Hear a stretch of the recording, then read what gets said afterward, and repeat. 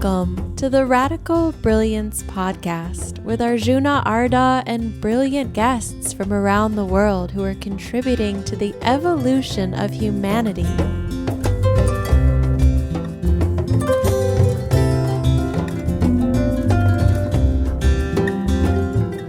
Today's guest is Ken Honda, who's going to talk to us about happy money. So here's your host, Arjuna Arda.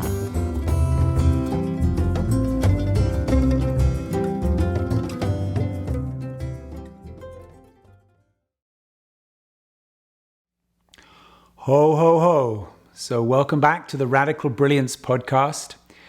You know, if I think back over my life, if I think back over the last 183 years, I would say that the thing that has actually held me back the most from being the most brilliant, generous version of myself, it has been my confusion around money. And I have to be careful to say has been, because touch wood, I feel pretty over it. But for a long time, I had the idea that money was not spiritual, money was not, that bad people made a lot of money, it was greedy, it created imbalance, the rich and the poor. And actually, there is kind of truth to all that. If we could say the greed for money, the attachment to money, the kind of ruthless willingness to do anything for money at other people's expense, all of that is probably about as close to evil as evil gets. But money in itself is just energy. It's just a way of being able to make a difference. So if you've got $2, how much can you do to stop the destruction of the Amazon rainforest? How much can you do to reverse global warming? How much can you do to accomplish anything if you've got $2? If you've got $20 million and an intention to make a difference, how much can you do then? See the point? Equally, we could say, if you want to burn a lot of diesel fuel on a beautiful lake and you've got $2, how much capacity do you have to cause harm? Not much. You can't afford to rent a boat. If you've got $20 million, you can rent a whole bunch of boats for you and your friends and mess up the lake, and it would take a long time for that oil to evaporate off the surface. So money is just an agent, a vehicle for doing harm or good. Today, we're going to learn from the person who I think understands that the best, Ken Honda. He's a good buddy of mine, one of the most popular authors of kind of in the self-help, self-improvement, human potential field in Japan. He's like Jack Canfield, Oprah Winfrey, and Wayne Dyer rolled into one in Japan. So he was kind enough to sit down with me, but Happy Money is out now, but he was kind enough to sit down with me and to talk about happy money. So please enjoy this incredibly inspiring, interesting conversation with Ken Honda about happy money.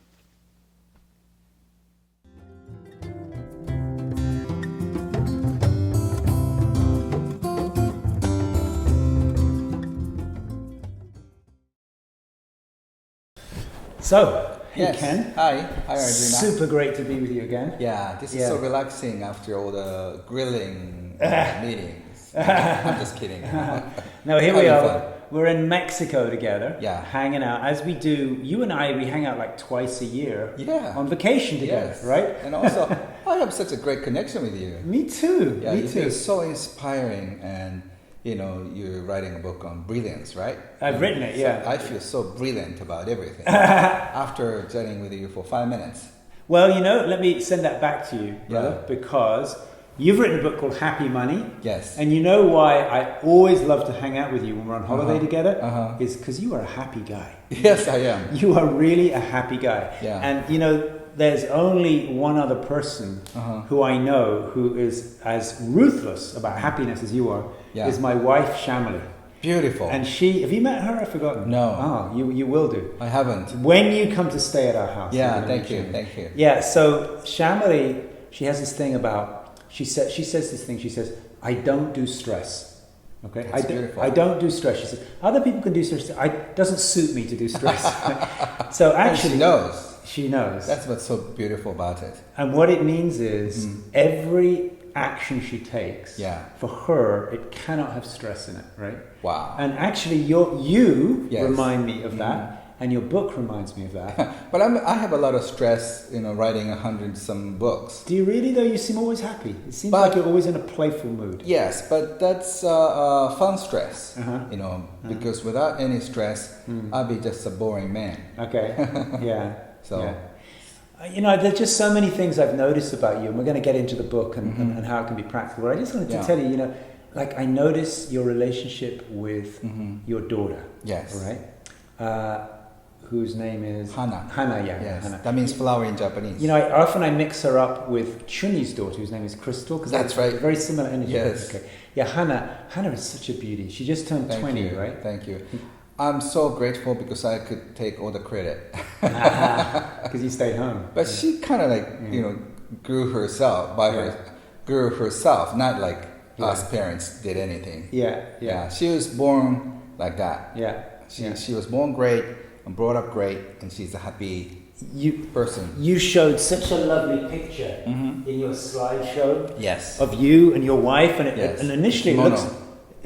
And my daughter in kimono. Yeah, and it looks initially like you have your hand, but then I realize it's your daughter with her two hands on your face and your wife's face. Yes. And she has such a beautiful look. So what I realize, the thing that I feel I learned from you is everything that happens, it looks to me anyway, everything that happens in your life is an overflow of your happiness and your gratitude. Right.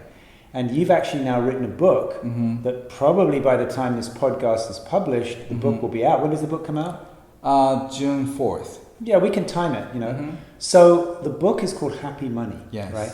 And I've got to tell you a strange thing, because this is the second dialogue we've had about Happy Money.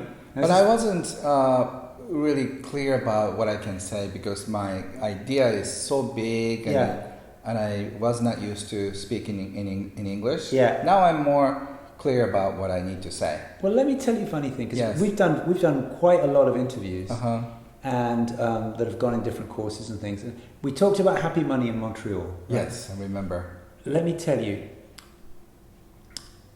my income has probably doubled since we had that conversation. Great. I'm not good. But it's not like, income double. Yeah. It's like I have gotten happier in my relationship to money. Yes. And money just comes to me more easily. Beautiful, and that's the key. It happens organically. Yeah. It's not just I'm going to make it happen. Yeah. But it's like when you're in grade school, right? You like some girls or boys, and then the funny thing is, if you hear that somebody likes you, has a crush on you, you kind of feel like, oh, okay, and then you start liking the boy or the girl. Right. The money is the same thing. Okay. So if you kind of start liking the money, money kind of turns back to you. Right. So that's, I think, what happened. And it's interesting you say that, because I had the opposite. Like I thought I didn't like the girl. Oh. And because the girl thought I didn't like her, then the girl didn't like me. So actually, for a lot of my life, so it works both ways. Yeah. So a lot of my life, I'm 61 now. A lot of my life, I thought I didn't like money. And I want to tell you why, okay? Because this is actually, it's been a big, I'd love to get your commentary on this. Yes. Okay? So a lot of my life, I didn't like money because I saw, what does money do, okay? More than half of divorces are because of money, right? Money creates conflict, right? A lot of murders are committed about money. That's true. Right? A lot of times people go to prison because of money. Yeah. Right?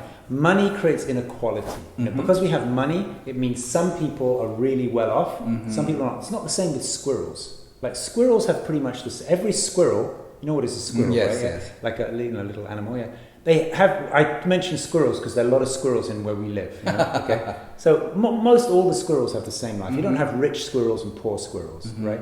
Same with, many animals, right? But human beings, we have this thing about rich human beings who have a lot, poor human beings who don't have so much. So I always saw money was a thing that separates people. It's unfair. It creates suffering, right? And of course, if you have that relationship to money, like you said, if you don't like the girl doesn't like you, right? Yes. So because I had so many reasons that I thought money was wrong, I kept it away. Yeah. Okay? Now, as a result of a few things, but the thing is, The reason that I like to listen to you, okay, and the reason that I think of you, it's so easy for me to learn from you, is because I love you. You're my friend. Thank you. You're, it's not somebody just with a philosophy. I know you from the very first time that we went to our TLC meetings together. Yeah. We had a kind of a fun connection. Yes. So anyway, the thing is, what I learned, and I want to get into this with you now. Yes. What I learned is that money is like a pipe. Right, it's like a pipe. So if you have a pipe, you could flow poison through the pipe. You could flow the most clean water through the pipe. That's true. You could flow champagne through the pipe, right? So I realized actually that I was thinking that this pipe was only a pipe of separation, inequality, and unfairness. But now what you taught me is money can be a pipe of giving to people, of enriching people, of serving people, and it can be a pipe through which you get enriched and you get served. So let's start there, because that's the place that I've got to in Happy Money. Yeah. Let's build on that. Yeah. So I think we're brought up in a certain way in terms of money. Yeah. For example, if your parents say, money doesn't grow on trees. Yeah. Or like you have to save some money, otherwise you'll be in trouble. That kind of fear-based mentality, and most of us have that. Only probably like 5% of the people don't have that, but 95%, roughly speaking, have that negative, poor mentality. Means money is associated with effort. Yes, and also money is limited, so you have to work hard to earn it. Well, I know you have to save it, otherwise you'll be in trouble. Yeah. So whenever you want to spend it, it's scary. Like, is this the right? Am I doing the right thing? So always, when you receive money, earn money, spend money, fear is sticking with you. So what I'm teaching is that once you're free of fear and anxiety, you can relax more. Nice. Yeah, and then if you can relax more, you can see it as it is. Money is a neutral thing, but still, if you're so afraid of it, you think that's scary. So if you try to be away from scary thing, so if you think money is scary, you tend to be, be away. If money is like your friend, you want to be with your friend. So that's a mentality. Money is a neutral thing. It's such a great comment. Money is a neutral thing. It means it can carry any energy with it. You put onto it. Yeah. So we have a lot of projection to money. So the first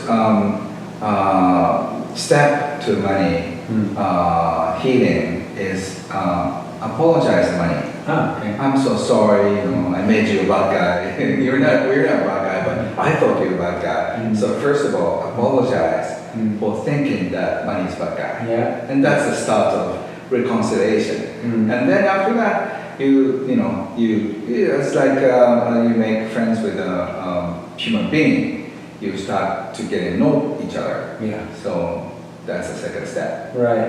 Let's talk about that first. Go back to that first step a little bit more. So let's talk about exactly how you do that. Like, would you like visualize money as an entity? Some people can do it, other people cannot. Okay. So I'd recommend credit card or cash preferably, and just put in front of you and talk with the money. And we can say, hey, we've been hating each other for a long time. I've been scared of you for a long time. Why didn't you stay with me for a long time? Something like that. Just cough up your feeling first. Your projection or whatever you have. Yeah. Would you listen to money talking back to you then? I try to do that. And I imagine things. So money would say, for example, if I say, I'm so sorry that I kept you away because I thought you're a bad guy. And the money says, no, I'm not a bad guy, Yeah, I've been very sad that you have been thinking that I was a bad person. So I hope one day this misunderstanding will disappear. And finally, you can say, I'm so sorry that I admit that's misunderstanding from my part, so I apologize. And I said, apology is accepted. And then you can start your relationship. Start fresh. This is actually interesting you say this, because this is a deity practice they do in Tantra and also in Tibetan Buddhism. Interesting. So let's take a deity, let's say Lakshmi or Kali or one of these, or Vajrapani. So you actually emanate it out. So you like a projector, just like a projector. You emanate it out into space like a hologram. And now you've got Vajrapani dancing in front of you, and you talk to Vajrapani and you listen. You let Vajrapani talk to you, talk backwards and forwards, and then you absorb it back. So actually what you're describing, it's like a Lakshmi practice. Communicate. Lakshmi is the spirit of abundance in India. Beautiful. So it's actually like a deity practice where you're speaking to the I think our culture is rooted in India, China, and all those Eastern philosophy are very similar. Yeah. So I think as a person who comes from Japan, I think it's very natural from our childhood that we talk to things. Like when we come home, even if you're alone, I say, "Hi, I'm home. Thank you." Like a good night. So that kind of thing. Yeah, beautiful. Let's talk about thank you, because I feel like the word thank you. Incidentally, I want to flip in a quick thank you. Thank you for this tea. This is really delicious. This is a green tea, right? Yeah, I brought it from Tokyo. Authentic Japanese tea. You can take some home. Oh, I really like that. That's really beautiful. Thank you. Yeah.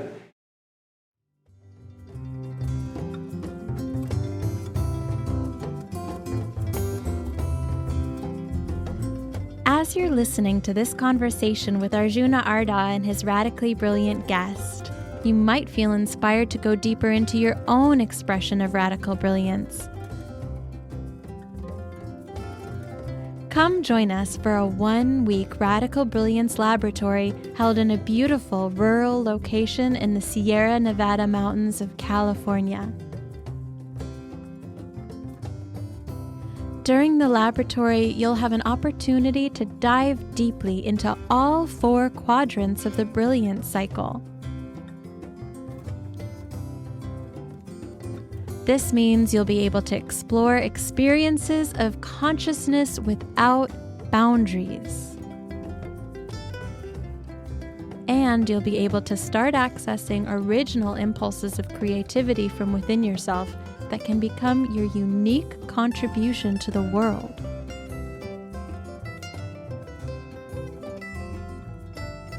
You can get in touch with your own learning and integrate mistakes that will allow you to mature and grow. You'll have the chance to deeply mine your own resources as well as connect with other brilliant people in a small, intimate context for a week. You can check out the Radical Brilliance Laboratories at radicalbrilliance.com under the Events tab. So I know that thank you is thank you is an important part of what you taught me previously. Saying thank you to money let's talk about thank you and money. So the first time I had this concept is with my mentor Wahei Takeda. He's called Warren Buffett of Japan. He is one of the most wealthy investors in Japan. He was a major shareholder of 100 public companies. So I had, luckily, I had a private time with him, one-to-one at the party. And I had like a few minutes to ask him. This was through your parents you met him? What? Did you meet him? No, through my friends. Okay. And I asked him, what is the secret of money?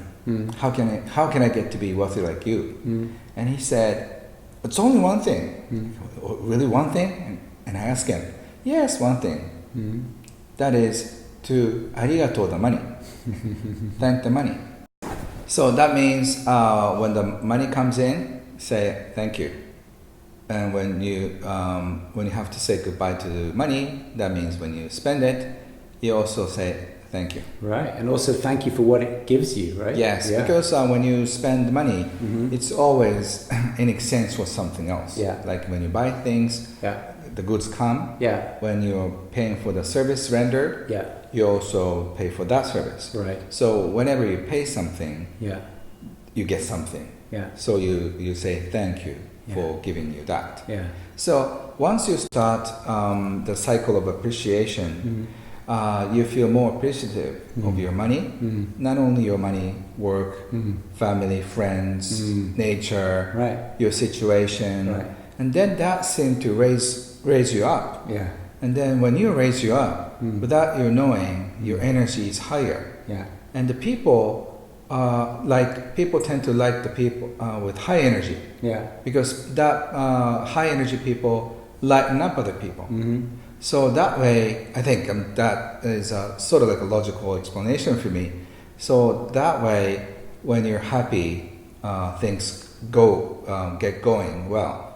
You know, I just want to resonate how deeply true I have found that to be. Uh-huh. You know what I do? I have a practice at home, with or without Shamali. If Shamali's there, we do this together out loud. But if she's not there, I do it. We put the light off, right? And there's some gap between when you put the light off and when you actually fall asleep. I always use that gap to say thank you for everything from the day. Wow. So if you had a coffee that day, you might do the practice a long time. But you know what I realized is even if I can't get to sleep, you never run out of things to say thank you for. That's beautiful. If you just do it for that one day, right? Like, what am I going to say thank you for this day? And it might be you got some money, it might be you spent some money, it might be a friend called, but then it comes down to little things like, today I ate a kiwi fruit. Now, kiwi fruit, they don't grow where I live. That's right. So think what an incredible labyrinth of energy it took to pick that kiwi fruit in another country, to carefully put it so it doesn't get bruised, to transport it all the way to the store so I can have the kiwi fruit. Like, it's a huge miracle that got me the kiwi fruit. You know, you could just keep going like that. You know, thank you that I have warmth. Thank you that I have a secure place, that I'm not afraid for my life. Thank you, there's no bombs dropping here. You know, so many things to say thank you for. But what I realized is that thank you is magnetic, right? I want, and this is, I think, such an important thing with money, you know, because a lot of times when people talk about money, and this is where I find your book so different and refreshing, a lot of times when people talk about money, they're talking, how can I get more?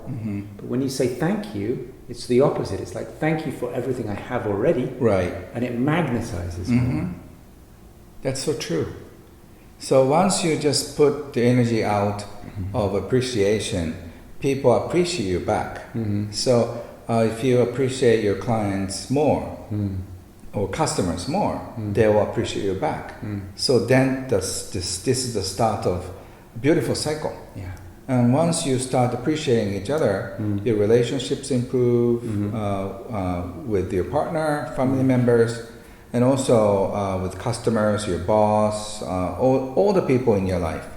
So start appreciating just one tiny thing, and then look how this ripple effect grows. Yes, yeah. Beautiful. Yeah. Beautiful. I want to visit another topic a little bit with you, which is really about the state of the world. Okay? So I know you live in Japan, where not long ago you had that tsunami that caused the nuclear problem with the nuclear power plant. Yes. What was it? What was it called? Fukushima? Fukushima's recently. Yeah. So that's just one problem. But there are so many things, you know, with the oceans rising, global warming, with just endless. You know, in California we have forest fires. You know, right. So wherever we look, it seems like kind of bad news. You know, and you've got Hannah is 20. I've got children of 23 and 26. You know, so we've both got children in their 20s. You know, and this can be sometimes worrying, sometimes fearful, sometimes like depressing, that we are living like no generation ever before. We're living at a time of being on the edge. And you know what I realize from talking to you and looking at your book is the quality of our future, the quality of life for Hannah's grandchildren is all to do with how we steward money. Right? If we steward money in the direction of green energy, if we steward money in the direction of reconciliation and peace, we create a much better planet for the grandchildren of Hannah. Right?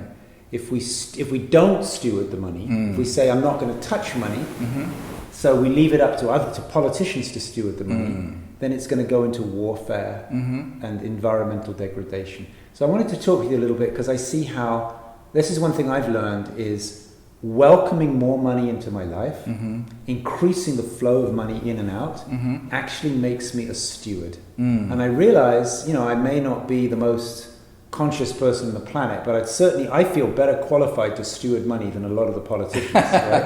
I think I can do a better job than politicians do. Uh-huh. So there's actually a good reason, if you think of yourself as a conscious, loving, evolutionary person, there's a good reason to do whatever you need to do to maximize the flow of money in your life, because then you get to steward money and use it for a higher good. Yes, I agree. So once you get to know money more or better, you know how to steer it, attract it, and just making this cycle bigger and more beautiful. So once you become the master of money, you can do so many things. So the first goal would be financial independent on your own. And once you're financially independent for your life, you can start caring about other people too. So that way you can worry about environmental issues. Right. But if you're not paying your bills, it's hard to think of the environment. Yes. Yeah. So you can do this both at the same time. Yeah. Growing financially. Yes. And at the same time more global consciously. Yeah. Beautiful. I've noticed with this, you talked about people not paying the bills. I've noticed that, because we have this thing called usury, in our culture, which means that if you lend somebody money, you get the money back with more. If you don't have enough money and if you have to borrow, you have to give it back with more, which essentially means that poor people get poorer that way, rich people get richer. So it seems like there's two kind of spirals, If you go into debt, you tend to get into more and more debt. If you invest, your money grows, right? So it looks to me that really, broadly speaking, you're in one of those two. You're either in a downward spiral or an upward spiral. But the interesting thing is, some people realize, I'm going that way. Oops, I'm going the wrong way. Yeah. And then sometimes can't, reverse it. Yeah. Come back. Yeah. And also talking about the future, I also wrote a chapter for future of money. Yeah, let's go there. Yeah. So I'm more optimistic about the world. People see problems, but like 100 years ago or even 70 years ago, your father or grandfather killed each other with my grandfather. So, and also many people stopped to death at the time. Millions of people died in Russia, China, India, and other places 100 years ago. And even 50 years ago, many people were stopped to death. But like my mentor, Lynn Twist's beautiful work, Hunger Project, and other projects, keep just evolving all human species. And also now AI is coming.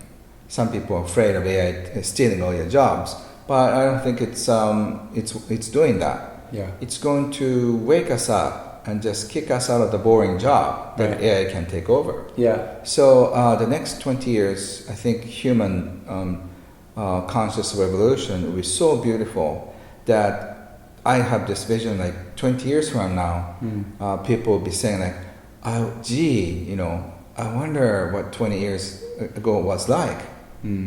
Life is so horrible. People are so afraid. Now we have all the energy, we have all the resources, all the food, and people care, for each other. Yeah, that's I think what we're going to experience for the next 20 years. Beautiful, beautiful. Well, let's talk a little bit more about the future of money, because there are a lot of financial experts who see that our current financial system is not sustainable. So let's look at that for just example in America. The national debt now, I think it was at about 83,000 per person in the country.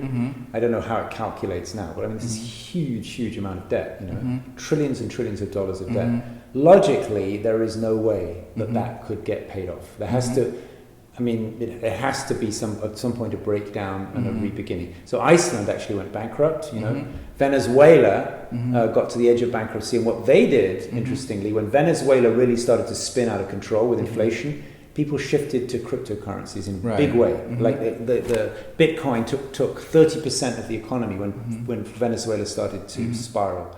So I'd love to ask you, do you see that we're going to need a reinvention of the financial system, and where do you see Bitcoin fits into that, or cryptocurrencies generally? Yeah, like when you look at the history of money, for example, salt was used as currency, or pepper. Pepper was as precious as gold at the time. Mm-hmm. But who will worship salt or pepper now? Those days, pepper and salt were God. Yeah. And now money is God. And a little while ago, oil was God. Mm-hmm. But once solar energy is used for cars and everything, oil is not as much appreciated. Yeah. Because most of the thing we can use with solar energy. Yeah. For example. Mm-hmm. So money will become like that in our modern life. Mm. Of course, we use money, but it's not as important emotionally. Mm. For example, if AI takes over and then solar system works better, we don't have to pay for the gas. So and also if all the cars are driven automatically with electricity, a solar system, which is working so well. Japan has one of the most advanced technology, and many of my friends are developing it. So I have this opportunity to see it. One of my best friends is now inventing flying cars, and it's going to happen in the next 5 years. Mm-hmm. So all those things start to happen. Like a car that hovers? Yeah, right now it's like a bigger drone, but now the car goes shoot. And now we have to modify our law. But with 5G coming, with a fast internet, cars can communicate with one another. Yeah. And then if the solar system can back up the whole replace gasoline, it doesn't cost anything. Yes. Maybe people are spending a few $100s a month. Yeah. It's going to be zero. And then things will be so cheap, and the cars probably people will own less cars because for example, at least in Japan, more than 50% of the cars don't move. It's either in a parking lot or while people are working, the cars are parked somewhere. But if the AI system takes over, we don't need so many cars. We need only like 10% of the cars. Because you just use a car that's available. Right. Yeah. So that probably 24 hours cars will keep flying and gets automatically charged because of the solar system. And it's so cheap. And the food production is also will be very cheap because of the hyper rate to grow agriculturally. So those. So which way to grow? Hydro system. Sorry. Yeah. So water. Yeah. So with the technology of solar energy and a water system, it will be almost like free. Yes. So in terms of maintaining certain calories, we don't have to pay for anything. And then if that happens, we don't have to pay for the electricity or the basic foods, and then we don't have to wear fancy clothes every day. So the minimum living cost will be very limited. So that way people start being creative in their life. Yeah. So they'll be probably free 15, 20 years later, will be free from fear, anxiety around money, or career building. Right. And if you think of the trickle-down effect, if people are free of anxiety around money. So they don't probably think about savings, either cryptocurrency or whatever the currency is, and people will start exchanging their services. So a lot of people will live off-grid of money system. So in many local places, they use local currency. So they don't even use yen, dollars, or anything. They use currency only valid in that town. So the bakeries bake their bread every day.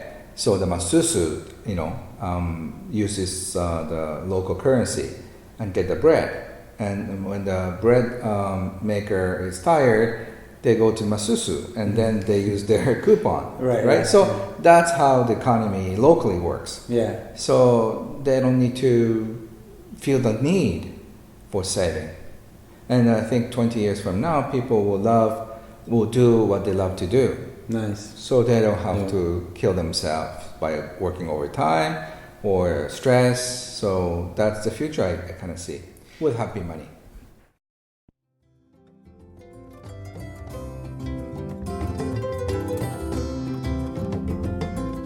If you're enjoying this podcast, you might enjoy dropping by radicalbrilliance.com. We've got an ebook for you which explains the radical brilliance cycle, the way the cycle gets blocked, and the practices that best open up the cycle again. We also have 5 days of gifts and insights for you, delivered every day by email and video, which go much more deeply into the phases of the cycle, the ways that the cycle can become a kind of diagnosis of blocked brilliance, and a way to accurately find the right practice for each person.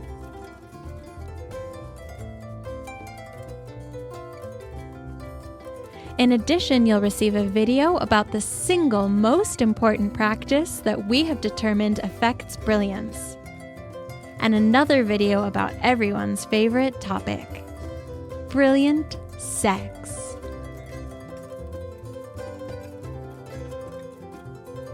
It's all totally free, prepared for you as our guest. Please come to radicalbrilliance.com. Register on the homepage and you'll receive the ebook right away. Then you'll be guided through the 5 days of videos to take you deeper into your own radical brilliance.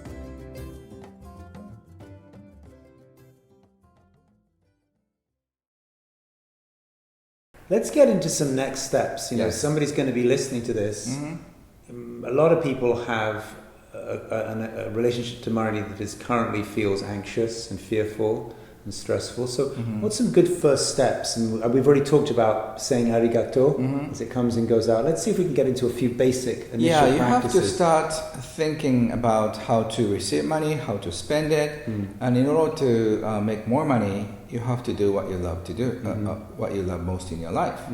So by using your gifts and your talent, you can make more money because that's what you'll be very good at. So get out of your jobs if you don't like what you do, and start doing what you love more. And you have less stress and higher energy, so people will be attracted to you more. So once you start doing that, it's going to probably take from 3 months to a couple of years, depending on how bad you are in a situation. If you're in a shitty job and you don't know what to do, it's going to take a little while. But if you already know what to do and you're very good at it, you'll probably double and triple your income in a few months, which you did. So that way you'll feel more relaxed about money. And then you can start spending your money more fun way. So that's the cycle you need to be on. Nice. I gotta say, I feel ridiculously privileged in my life. I realize I have, a crazy good life, like a really, really, really good life. Beautiful to hear that. In every way. But I also know, that my life is unusually blessed. And a lot of people, they do end up doing jobs they don't like, and they don't necessarily see a way out, right? Because it appears to many people that what they have to do to make a living, to pay for the bills, is something they don't like. And a lot of people feel like what I really like doing, I can't get paid for. Like what I really like doing is hiking in the nature, and I can't figure out a way to get paid for that. Or what I really like doing is painting, but people don't buy my paintings. So let's just drill a little deeper, because this seems to be the reality. I mean, I'm lucky because what I love doing is writing books and talking to people about things, and that's what I get paid for. But a lot of people write their books and they want to do the speaking, but nobody buys your books and nobody listens to you. So it's the same thing. So it's a belief system. When you paint, for example, if certain people or at least one person likes your painting, you can make a living. Yeah, so it's just your belief system. Got it. So, for example, you say you cannot make a living by hiking. Yeah. For example, if you you could as a wilderness guide or something. Sure. Or like if you can write a book on wilderness, you can make a living too. So to do that, hiking is research expensive, right? Yeah. Overseas. Yeah. So you can be so creative, right, in creating what you love to do. Yeah. And so Google it, what you want to do. So there are millions of people who make a living out of nothing. Yeah. Which always amazes me. I do a party pretty much every week from 50 to 200 people. You do? And I love asking people, what do you do for a living? And I hear bizarre stories. Like, how can you make a living like that? Like what? Like, for example, you collect certain things that people don't even probably pay much attention, like paper napkins. Collect paper napkins and trade them, and they make a living. I don't really understand how it functions, but some people pay ridiculous amount of money for wrapping paper, from like 30 years ago in a certain restaurant. Yeah. And they pay like $3,000 for like old paper, right. And you maybe in the storage room or something. So and he was into he started collecting those and started trading those on internet. So people trade things that other people never get the idea in millions of years. Yeah. So you may think that you can make a living, but there's always somebody who make a living in a bizarre place. Right. So start doing some research. So it comes down to the word you said is belief systems, actually. Yeah, and then do some research. Yeah. If you see, wow, can you make a living like that? Yeah. It's an eye-opening experience. Yeah. So, and if you personally meet somebody who's living an ideal life, that really helps. Wow, a human being, that kind of person could exist. Yeah. A lot of people often say, like, wow, you exist. I do what I love and do it very well. Yeah. So people think I'm a miracle. But like 20 years ago, I imagine I'd love to do speaking and writing, but I was a boring accountant, right? Oh, you were? Yeah. So at the time, I thought only the talented people can be a writer. Yeah. And only eloquent person, who's born, when a baby, like, hi mother, how are you? When right after you're born or something, people start talking when you're like 8 months old or something. Yeah. So, but anybody can be a speaker. Anybody can be a writer. Anybody can be a painter. Right.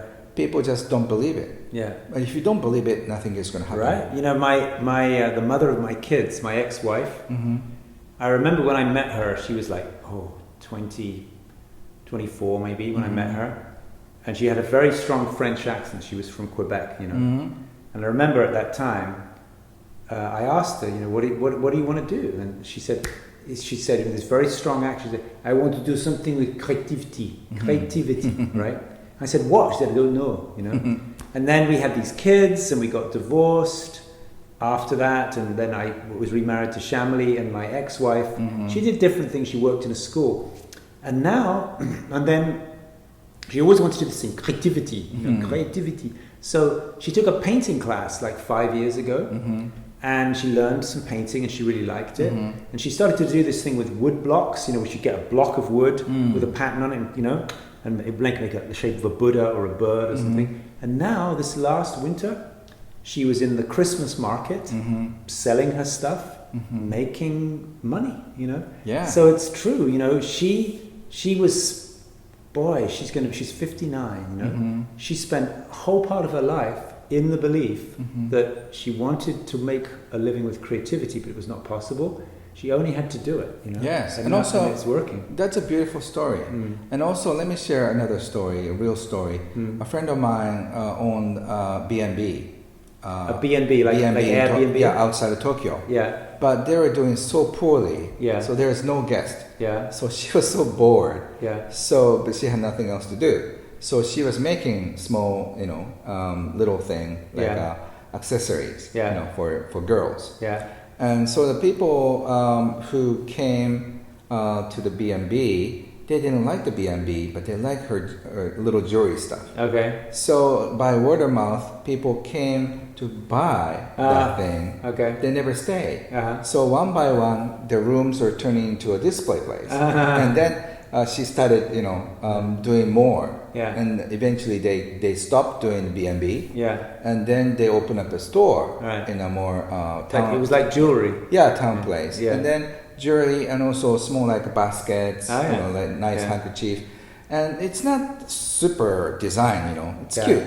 Yeah. So, but that got, caught on, and then she had a second store, third store. She ended up having 100 stores. Whoa, 100 stores. And Okay. she sold it like $90 million, and she's happily retired in Hawaii. Yeah.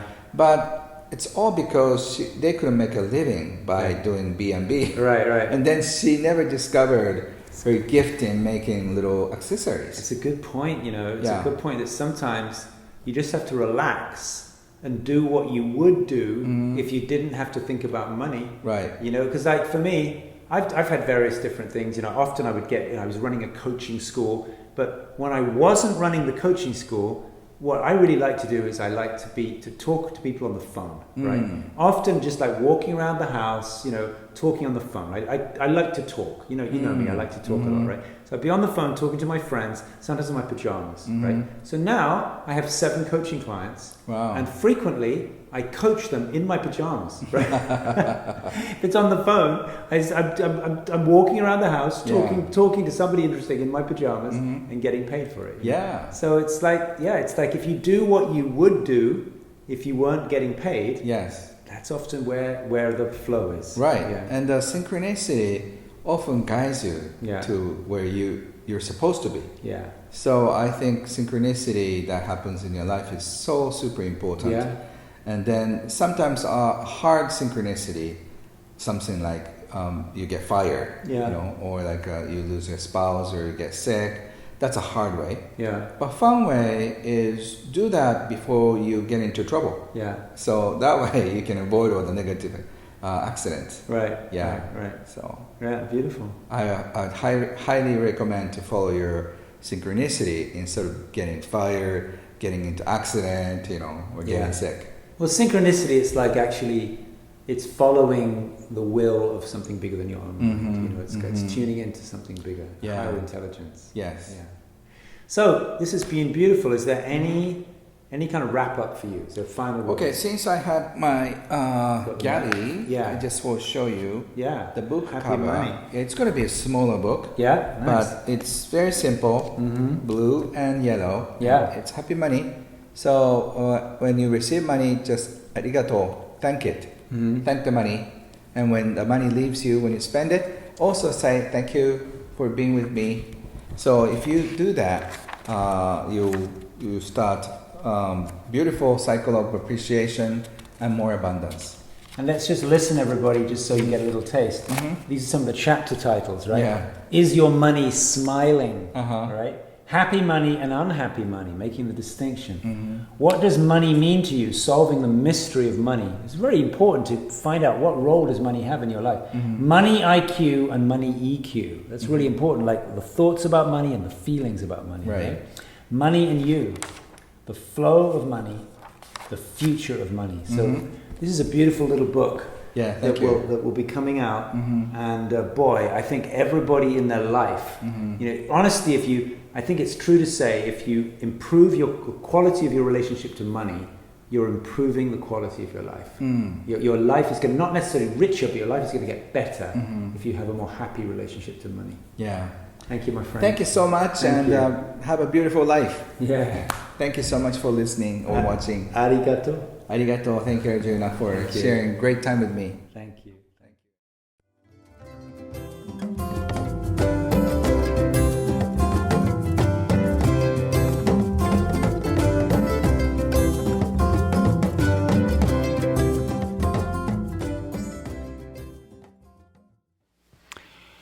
All right. I hoped you thoroughly enjoyed that conversation with my good friend Ken Honda. which was actually recorded at a place we were on kind of vacation together in Mexico. It was really nice. Of course, a few carbon footprints to offset, but nevertheless, it was nice. So what are we going to do? At the end of every podcast, I love to turn the conversation into a practice so we can all do something together and report back on how it was. So I want to ask you to open up your wallet or your purse or whatever and grab yourself some money. This is some very delicious looking money here, which has this dude on the cover. Not quite sure who that is. Probably should tell us somewhere. Doesn't matter. Anyway, here we go. We're going to take this money. In God we trust. Wouldn't that be awesome if that actually was the way government operated? Wow. What a notion. In God we trust. Yeah, baby. Sadly, everyone's forgotten about that. Yeah. So we're going to take this money and we're going to thank it. Thank you so much. Beautiful, lovely money. Thank you so much for coming into my life. Thank you for giving me an opportunity to serve. I love you being here. And now I'm going to send you on your way. I'm going to pass you on to somebody else so that they can feel rewarded and I can get the benefit of what they have to offer. So I'm going to send you on your way now. Thank you so much for passing through. So some variation. That was not exactly chapter and verse. Ken Honda is my own version of it, but you get the idea. Let's do something that inspires you from the conversation so that you can make this real. You can make this absolutely real. I hope you're loving the Radical Brilliance podcast. If you're on Apple's site, I would love it if you would go and just put a nice kind of 5 stars about the Radical Brilliance podcast. Couldn't possibly less than 5, could it? Because we're having such a good time. But please do rate this podcast as super awesome, because the more you do that, the more it's going to rise up on the algorithms and other people will get the benefit of these great conversations. Thanks for being here and see you next week.